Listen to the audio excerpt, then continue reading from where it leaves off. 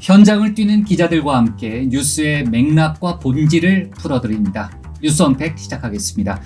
오늘은 이화랑 건설부동산부 기자 김동욱 미래산업부 기자와 함께하겠습니다. 어서 오세요.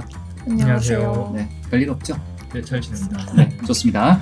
자, 오늘 뉴스 언팩 두 번째 시간인데요. 시청자분들이 가장 궁금해하시는 그런 이슈들을 엄선했습니다.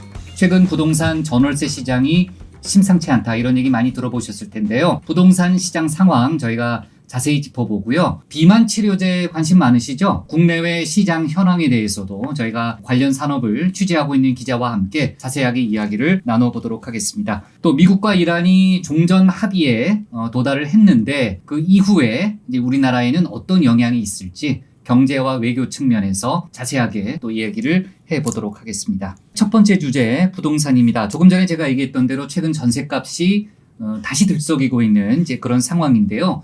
정부는 정상화 과정이다, 이런 설명을 내놓고 있습니다. 그러니까 월세로 가는 이제 그런 과정이라는 거고요.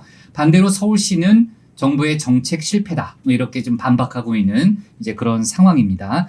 그러니까 같은 현상을 두고 정반대의 이제 그런 진단이 나오고 있는데, 이 기자 먼저 시장 상황부터 짚어보면요. 지금 전반적으로 부동산 시장 상황이 심상치는 않다는 거죠. 네, 서울과 수도권 전셋값 상승폭이 다시 커지고 있습니다. 전세 매물은 줄어드는데 월세 전환은 계속되고 있어서 세입자들이 체감하는 부담도 커지고 있습니다. 예전처럼 전세를 구하려고 해도 물건 자체가 많지 않다는 이야기가 나오고 있습니다.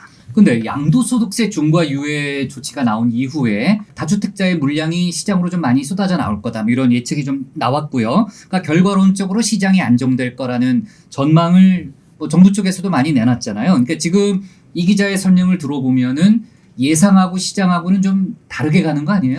네, 그렇습니다. 매매 시장보다 임대차 시장이 먼저 반응하고 있는데요. 네. 전세 물건은 줄고 가격은 오르면서 오히려 불안감이 커지고 있습니다. 김 기자, 제가 조금 전에 언급은 했습니다만 지금 이 기자가 설명한 이런 상황을 놓고 정부와 서울시가 다른 해법, 다른 분석을 내놓고 있다는 거죠. 네, 맞습니다. 이재명 대통령은 최근 기자회견에서 전세제도 축소와 월세화 현상은 과도기적 정상화 과정이라고 표현했습니다. 네. 정부 입장은 전세가 한국에만 있는 특수한 제도라는 겁니다. 결국 월세 중심으로 가는 흐름이 자연스럽고 최근 전세값 상승도 과거 공급 부족이 누적된 결과라고 보고 있습니다. 반면 오세훈 서울시장은 전세를 서민들의 대표적인 주거 사다리라고 보고 있습니다. 전세 자체를 줄여야 할 대상으로 보는 정부 인식이 문제라고 비판하고 있습니다. 네, 그러니까 이 기자가 지금 부동산 쪽을 담당하고 있고 또 서울시도 출입하고 있는 거 아니에요? 네, 그렇습니다. 그러니까 그러니까 지금 이제 기자들의 설명을 들어보니까 원인 진단이 지금 정반대란 말입니다. 그러니까 정부는 공급 부족이 원인이다, 이런 설명을 하고 있는 거고 서울시는 정책 때문이라는 그런 설명인 거죠. 네, 그렇습니다. 이재명 정부는 윤석열 정부 시기였던 2022년부터 2024년까지 주택 인허가와 착공이 줄어든 영향이 지금 나타나고 있는 거라고 설명합니다. 그러니까 이전 정부의 문제였다, 그런 설명이군요. 네, 맞습니다. 여기에 전세 사기 사태 이후에 전세를 기피하고 월세를 선호하는 흐름도 영향을 미쳤다고 보고 있고요. 반면 서울시는 대출 규제나 보증제도 개편, 세제 정책 등이 전세 물량 감소를 불러왔다고 주장하는 겁니다. 그러니까 지금 이제 상황은 존재하고 또 양측이 모두 상대방 책임이다, 이렇게 좀 분석하고 있는, 또 어떻게 보면 좀 떠넘기는 그런 모습을 좀 보이고 있는데, 이 기자, 시장에서는 어느 쪽 주장에 더 무게를 두고 있는 거예요? 네, 전문가들은 한쪽만 원인이라고 보지는 않습니다. 입주 물량 감소라는 구조적 문제도 있고 대출 보증제도 변화 같은 정책 변수도 영향을 줬다는 분석이 많습니다. 그러니까 하나만 원인은 아니다, 그런 얘기네요. 네, 그러니까 결국 여러 요인이 겹친 결과라는 이야기입니다. 특히 최근에는 전세를 구하지 못해 월세로 밀려나는 이른바 월세 난민 현상까지 거론되고 있습니다. 네. 시장 불안이 장기화될 경우엔 서민 부담이 더 커질 수밖에 없는 셈입니다. 월세 난민 굉장히 심각한 것 같아요. 저도 이제 주변에서 그런 얘기 많이 듣는데 서민들이 실제 체감할 정도로 상황이 심각한 거죠. 네, 업계에서는 내년부터 2028년까지를 가장 우려하고 있는데요. 서울 입주 물량이 연간 1만 가구 안팎으로 줄어들 걸로 전망이 됩니다. 시장 안정을 위해서는 통상 연간 3만 가구 정도는 필요하다는 분석이 많은데 3만 가구요. 네. 공급 절벽이 현실화되면 전세 시장뿐 아니라 매매 시장까지 다시 불안해질 수 있다는 우려입니다. 그러니까 지금도 어려운데 앞으로가 지금 더 좀 심각한 그런 상황이 우려된다는 지금 이 기자의 설명이었는데, 그럼 결국은 어떻게 보면 원론적인 얘기일 수 있지만은 공급 확대가 해법 아니에요? 네, 맞습니다. 흥미로운 건 정부와 서울시가 서로 책임 공방은 벌이고 있지만 공급을 늘려야 한다는 데에는 공감하고 있다는 점입니다. 다만 누구 책임인지 또 어떤 방식으로 공급을 확대할지를 놓고는 입장 차이가 큽니다. 네, 뭐 사실 서민 입장에서는 굉장히 심각한 이제 그런 문제잖아요. 어쨌든 양쪽이 그러니까 공급이 중요하다는 부분에 대해서는 의견 일치를 보고 있는 이제 그런 상황이라는 거죠. 다만 이제 원인 분석이라든지 뭐 전반적인 해법에 대해서는 또 차이를 보이고 있는 이제 그런 상황이고요. 지금 뭐 여러 가지 이제 서민들의 고통 또 어려움이 참 클 텐데 우리 이 기자가 이제 부동산 쪽 취재하고 있으니까 앞으로도 좀 적극적으로 좀 얘기를 해서 정부나 서울시가 참고할 수 있게끔 그렇게 좀 해줬으면 좋겠어요. 할 수 있죠? 노력해 보겠습니다. 네, 좋아요. 네. 자, 부동산 얘기를 조금 더 좀 이어가 볼게요. 요즘에 경기도 동탄 집값이 심상치 않다. 뭐 이런 얘기 뭐 실제로 저도 많이 들었고 그 보도도 좀 많이 되고 있더라고요. 아예 동탄이 강남됐다. 뭐 그런 말까지 나오는데 그 배경에 삼성전자와 SK하이닉스가 있다는 거죠. 네, 최근 전국에서 가장 뜨거운 지역 중 하나가 동탄입니다. 특히 삼성전자랑 SK하이닉스 직원 수요가 집값 상승을 이끌고 있다는 분석이 나옵니다. 그러니까 이른바 삼전닉스 효과라는 거네요. 네, 맞습니다. 삼성전자 화성 기흥 캠퍼스와 SK하이닉스 용인 반도체 클러스터의 배후 주거지 역할을 하면서 직주 근접 수요가 몰리고 있는 겁니다. 네. 저도 좀 얘기를 좀 들었었는데 어디서 들었어요? 요새 주변 주변- 출입처들이나 아, 그래요? 네. 요즘에 그 셔세권이라는 말도 있다고 하면서요. 네, 그 삼전닉스 셔틀버스 정류장과 가까운 곳을 뜻하는데요. 반도체 기업 직원들이 출퇴근에 이용하는 셔틀버스 노선이 집값에도 영향을 미치고 있다는 의미입니다.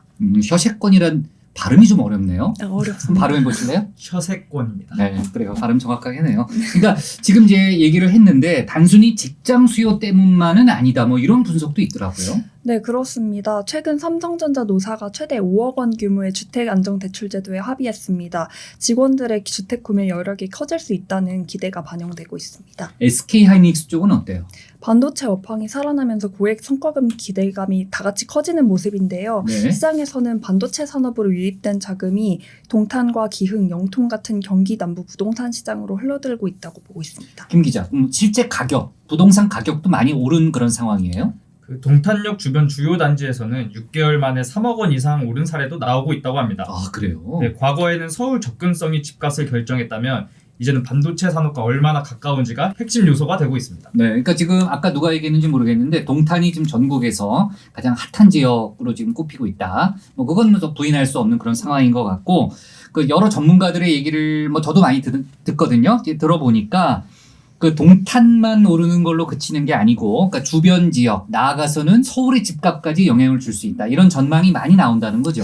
네, 그렇습니다. 이른바 셔세권 효과가 동탄에만 머무르지 않고 경기 남부 전역으로 확산될 가능성이 높다는 거죠. 네. 특히 아직 삼전닉스 직원들을 대상으로 한 성과급이 본격적으로 지급되지도 않은 데다가 반도체 업황 호조도 이어질 가능성이 높다는 점에 주목하고 있습니다. 결국엔 반도체 산업에서 벌어들인 돈이 부동산 시장으로 흘러들어갈 수 있다는 거겠네요. 아, 맞습니다. 삼전닉스는 그 영업이익에 연동되는 성과급 비중이 큰데요. 업황이 좋을수록 직원들 구매력이 커지고 그 자금이 주택시장으로 유입될 가능성도 높아집니다. 김 기자가 부동산 시장에 관심이 많은 모양이네요. 질문도 아주 적극적으로 하는 거 보니까. 네, 이제 저도 결혼을 앞두고 있기 때문에. 아, 그래요?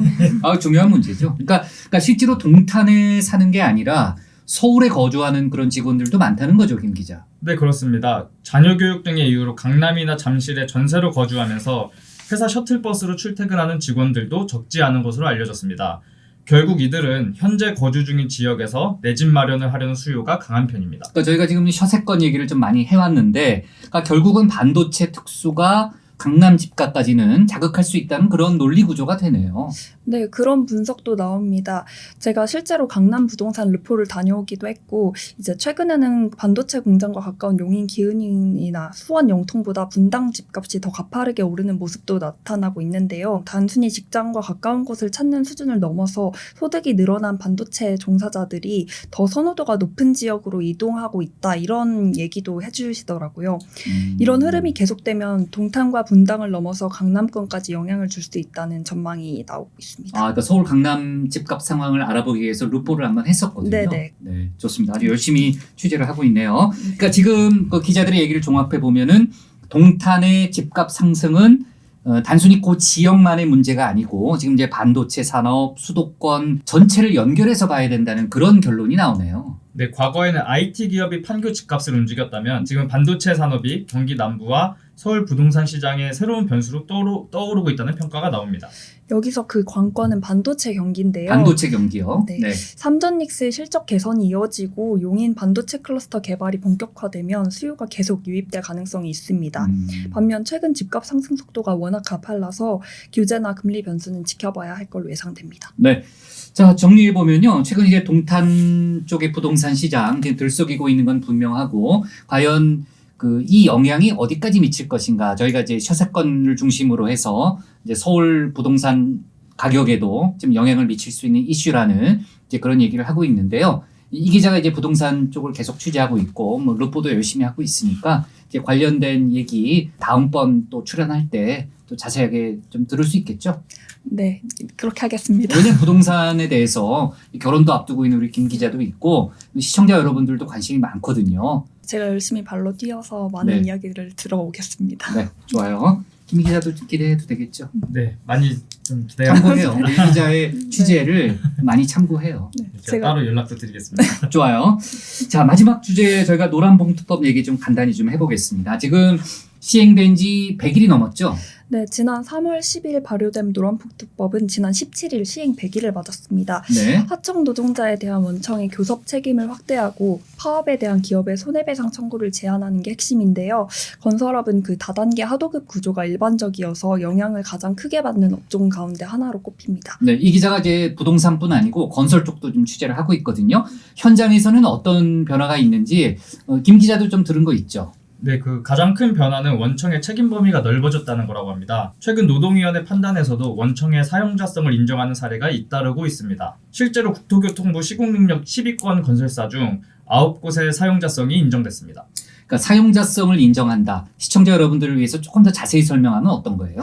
네, 그 쉽게 말하면 하청업체 직원이라 하더라도 그 실제 영향력을 행사하는 원청이 교섭에 나서야 할 수 있다는 의미인데요. 과거에는 우리가 직접 고용한 근로자가 아니야라고 선을 그을 수 있었는데 그렇죠. 네, 이제는 그렇지 않을 가능성이 더 커진 겁니다. 그러니까 당연히 건설사들 입장에서는 부담이 커질 수밖에 없는 그런 상황이네요. 네, 맞습니다. 실제로 대형 건설사들은 노무, 법무 조직을 강화하고 현장 대응 매뉴얼을 재정비하고 있다고 합니다. 원청이 어디까지 책임져야 하는지 명확하지 않은 상황에서 리스크 관리에 나섰다는 평가입니다. 건설업계 쪽을 좀 취재해보면은 업계 쪽에서는 어떤 우려가 나와요?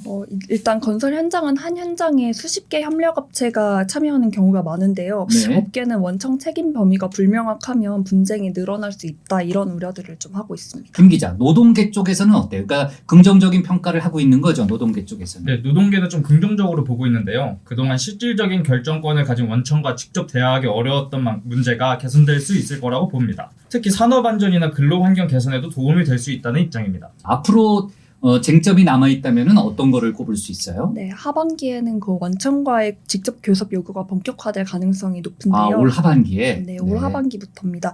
건설사들은 현장별 노사 협의 체계를 이미 마련 중이고 건설 노조는 법 개정 취지를 근거로 교섭 확대를 요구할 수 있을 전망입니다. 네, 시행 100일을 넘은 노란봉투법 상황을 저희가 좀 알아봤는데 지금 노사 간의 입장도 지금 엇갈리고 있는 이제 그런 상황이고요. 앞으로 노동위원회 판단 상당히 중요해질 걸로 보입니다.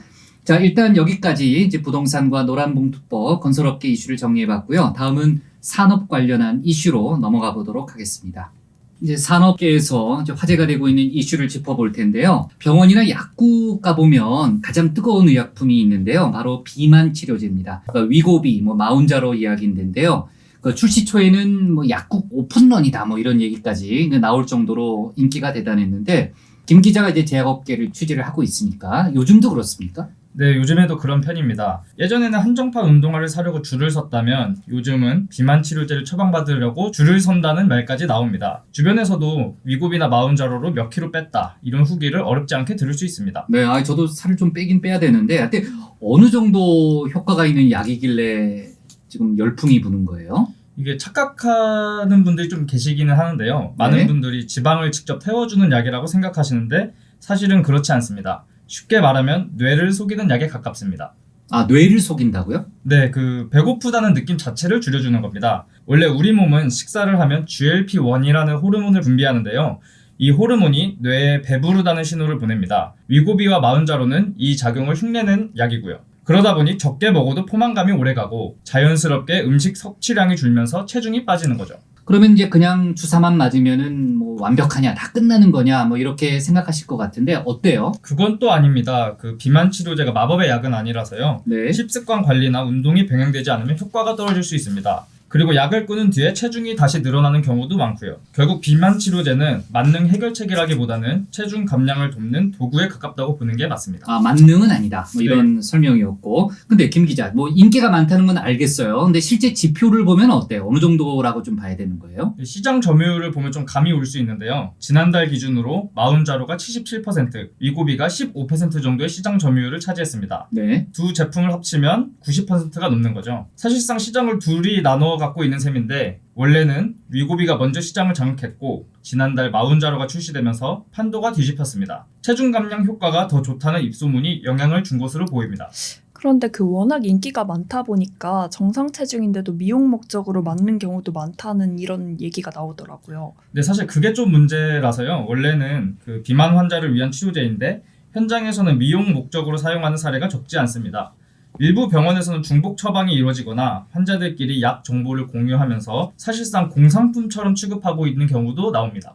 정부도 규제에 나섰다 이런 얘기도 있던데 어때요, 김 기자? 네, 식약처는 위고비와 마운자로를 오남용 우려 의약품으로 지정하는 절차를 진행하고 있습니다. 다만 의료계 일각에서는 규제만으로 해결될 문제는 아니라는 지적도 나옵니다. 근데 뭐 효과만큼 부작용에 대한 우려도 큰 거 아니에요, 이 기자? 메스꺼움이나 구토, 설사 같은 위장관 부작용은 비교적 흔하게 나타날 수 있고 네. 급격하게 좀 체중이 빠지면서 담석이나 췌장염 같은 문제가 생길 가능성도 있습니다. 특히 의료진과 상의하지 않고 임의로 용량을 늘리거나 여러 사람이 나눠 맞는 건 상당히 위험하다고 합니다. 아, 신경 쓸 포인트들이 좀 많이 남아있네요.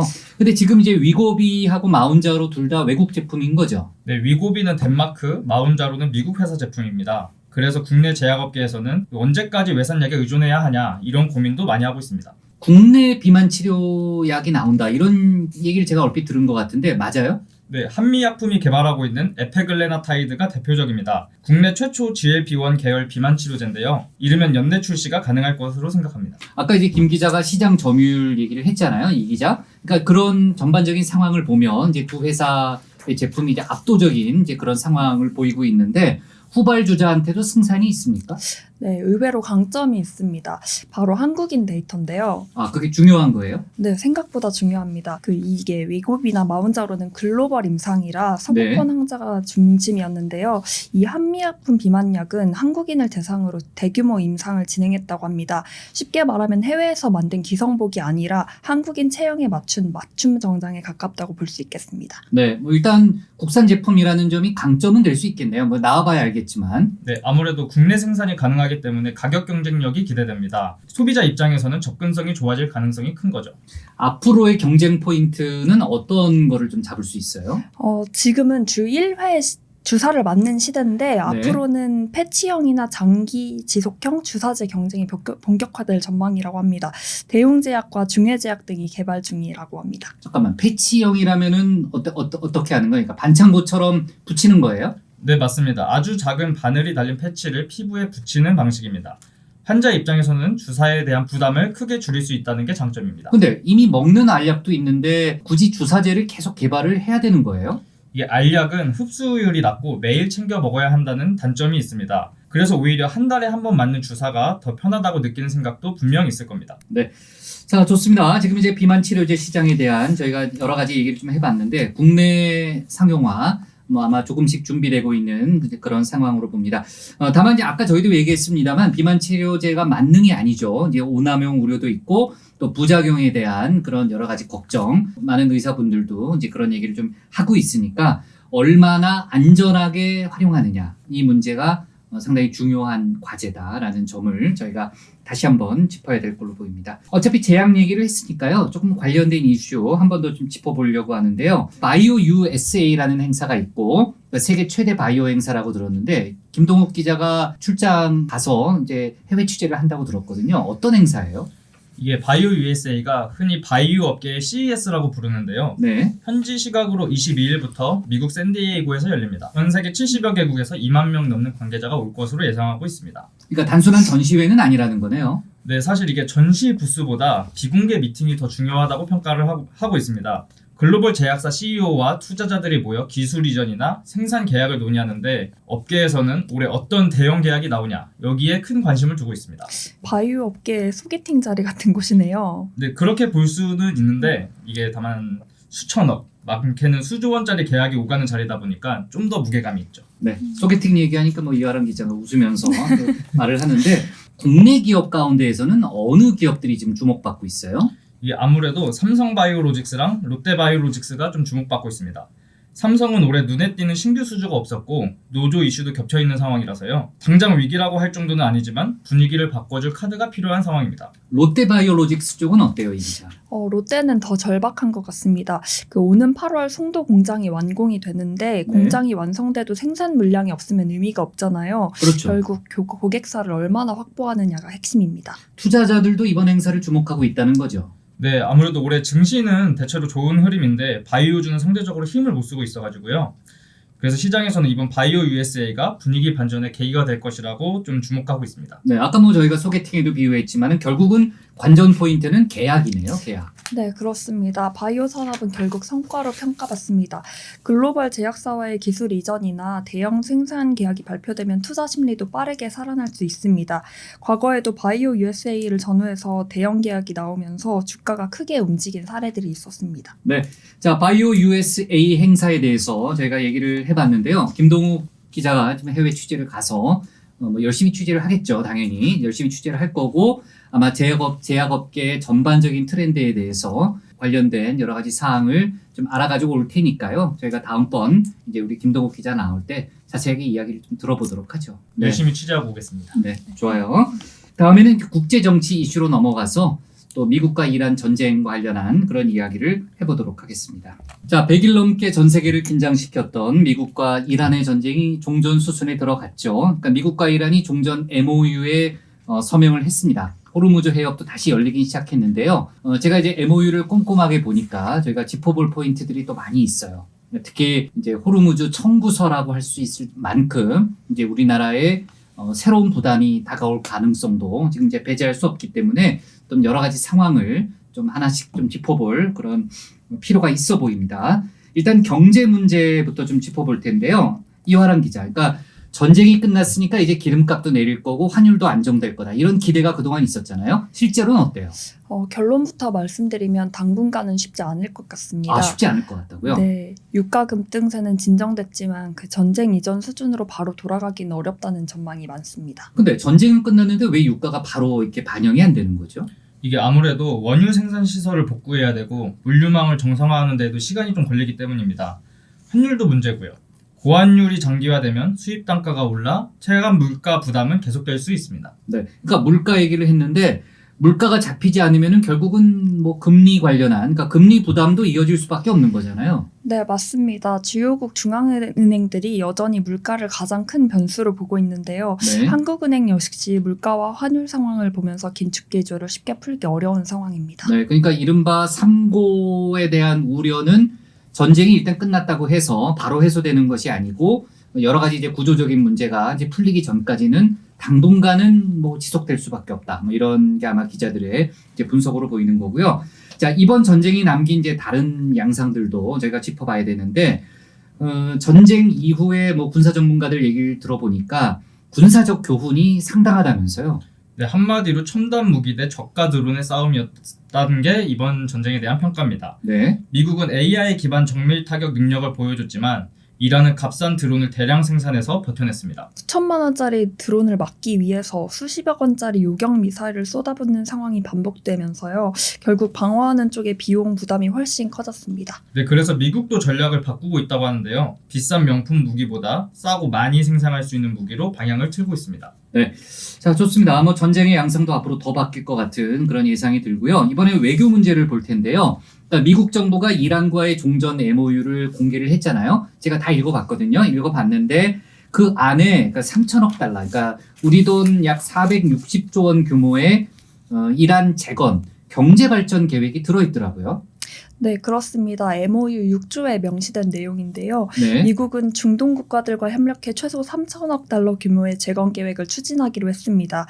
다만 미국 정부는 미국 세금이 투입되는 것이 아니라 민간 자본과 걸프 국가들이 중심이 될 거라고 설명하고 있습니다. 그러니까 우리나라 기업도 참여할 것이다 뭐 이런 얘기가 좀 나오고 있는 건데, 그러니까 미국 내에서도 관련해서 비판의 목소리가 나오고 있다는 거죠. 네, 맞습니다. MOU를 보면 이란산 원유 수출 재개와 금융거래 허용, 동결자산 사용 절차 마련 등 제재 완화 내용이 상당수 포함되어 있는데요. 네. 미국 강경파들은 전쟁을 끝내는 대가로 이란에 너무 많은 것을 내줬다 이렇게 비판하고 있습니다. 아, 이란한테 너무 많이 양보했다 이렇게 지금 비판하는 거군요.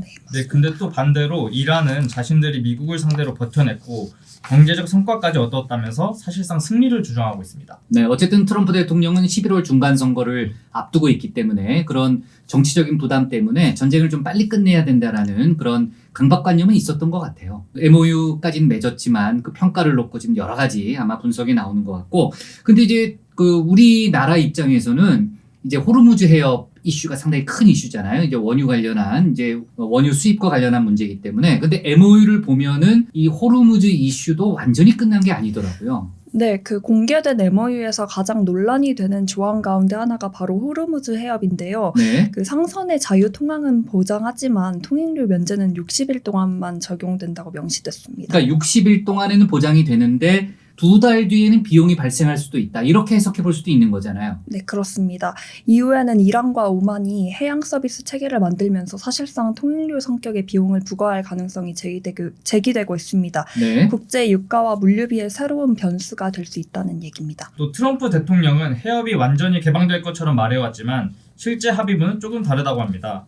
미국 내에서도 서둘러 합의한 것이 아니냐는 비판이 나올 정도고요. 네, 그 제가 좀 전에 얘기했지만 이제 트럼프 대통령으로서는 이제 중간 선거라는 이제 굉장히 큰 정치적인 이벤트가 있기 때문에 아마 뭐 종전에 대한 부담 상당히 컸던 걸로 예상이 되는데, 아까도 잠깐 뭐 미국과 이란의 뭐 여러 가지 반응도 저희가 얘기했습니다만 지금 서로 자기네들이 이겼다고 주장을 하고 있잖아요. 김 기자, 냉정하게 봐야 돼요. 어느 쪽 승리라고 봐야 돼요? 이게 미국은 핵시설 타격이랑 휴전을 이끌어낸 것을 성과라고 평가하고 이란은 미국의 공격을 버텨냈고 제재 완화와 원유 수출 재개라는 실질적 성과를 얻었다고 주장하고 있습니다.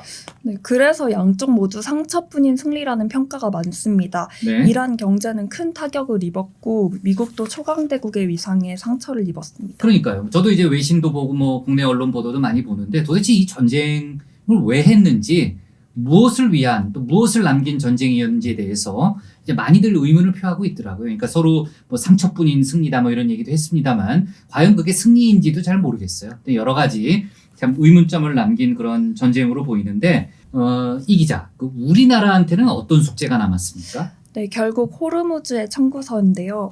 우리 원유 수입의 상당 부분이 이곳을 지나갑니다. 네. 해협이 흔들릴 때마다 한국 경제 전체가 영향을 받는 구조라는 게 다시 확인됐습니다. 이게 또 특히 AI 시대에는 전력과 에너지 확보가 국가 경쟁력 그 자체라고 보는데요. 물론이죠. 네, 에너지 안보가 흔들리면 반도체와 AI 산업도 흔들릴 수밖에 없습니다.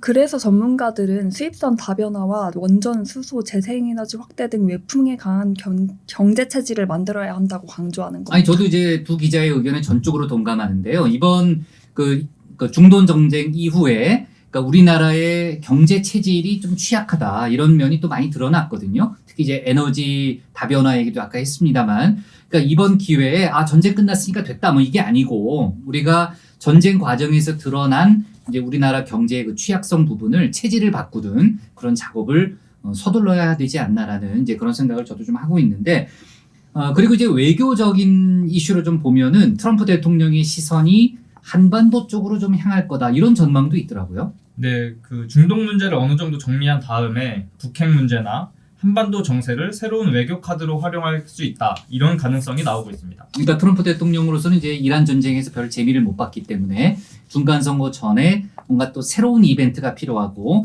그러니까 북한 김정은 위원장을 통한 어떤 외교적 또 행사를 좀 준비할 수도 있다. 이제 그런 전망이 나오는 거군요. 네, 맞습니다.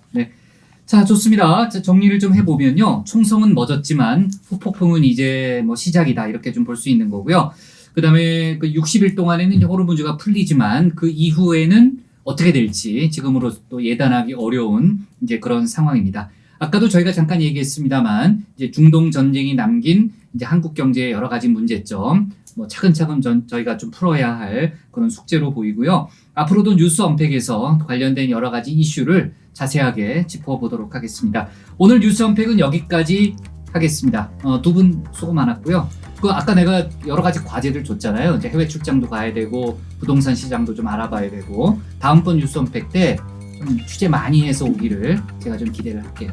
오늘 뉴스 언팩 여기까지로 하고 마치도록 하겠습니다. 시청해주신 여러분 고맙습니다.